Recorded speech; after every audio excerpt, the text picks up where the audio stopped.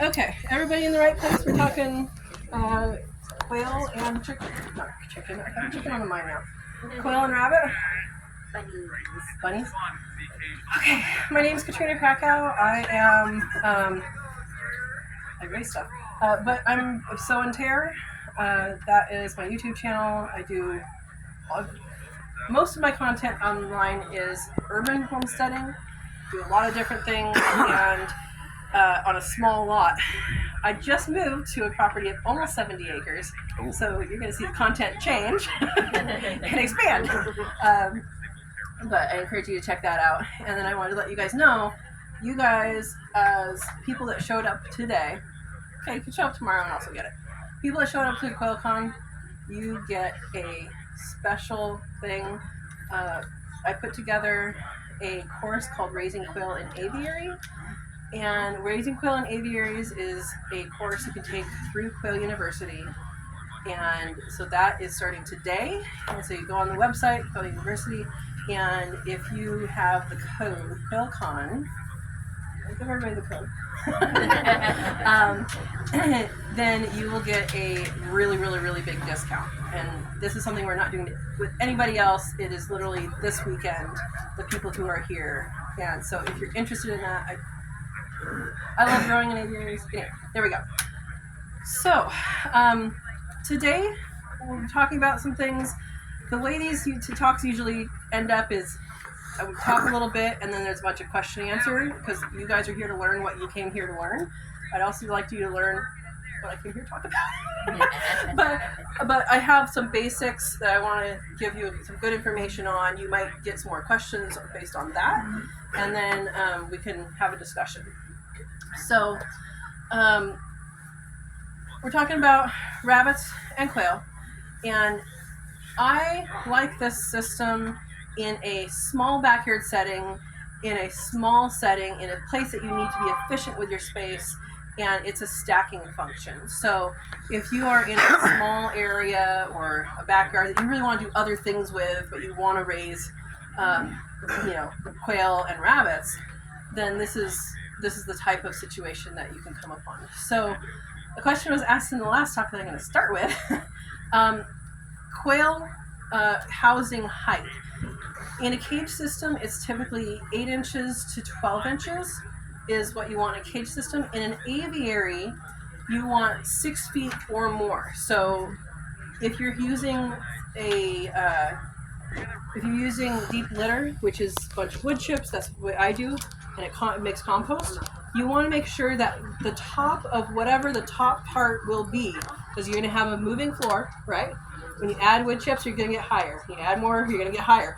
Not this high, but it's going to be, it's going to be about that deep. Is a good active compost amount.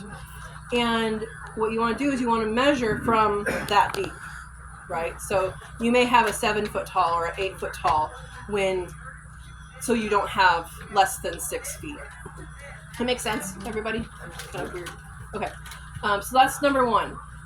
What I'm talking with this system, which I call the raviary, because it's fun. It's always a rave. It's a party. Also, R stands for rabbit, and it's aviary. But I had to have a special name, because why not? When you stack, there's some different things that go on.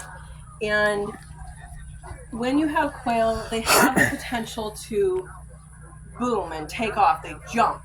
And when you have quail that jump, they're safe when it's only this tall, and they're safe when it's 6 feet tall.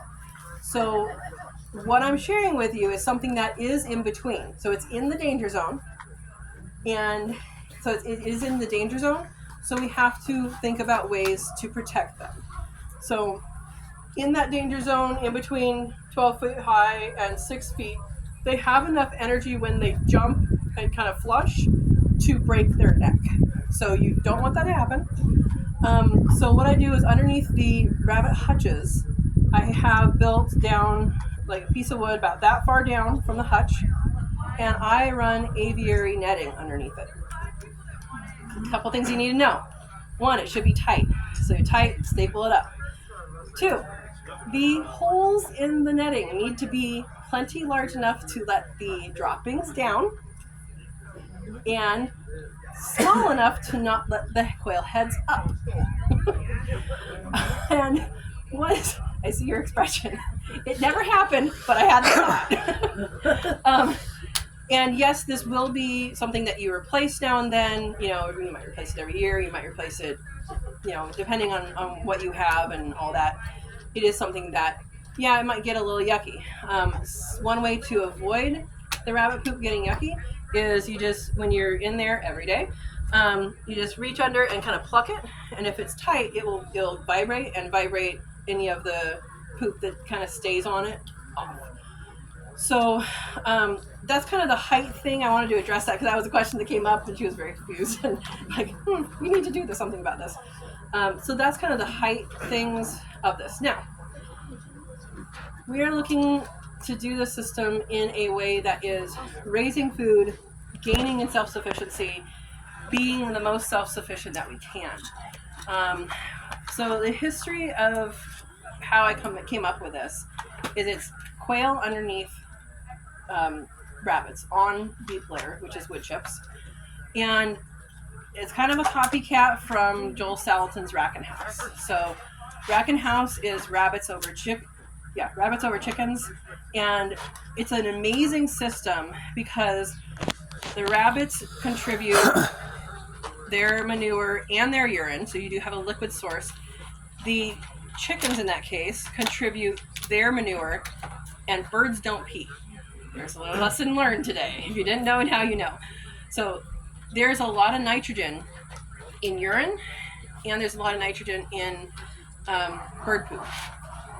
Rabbit poop is actually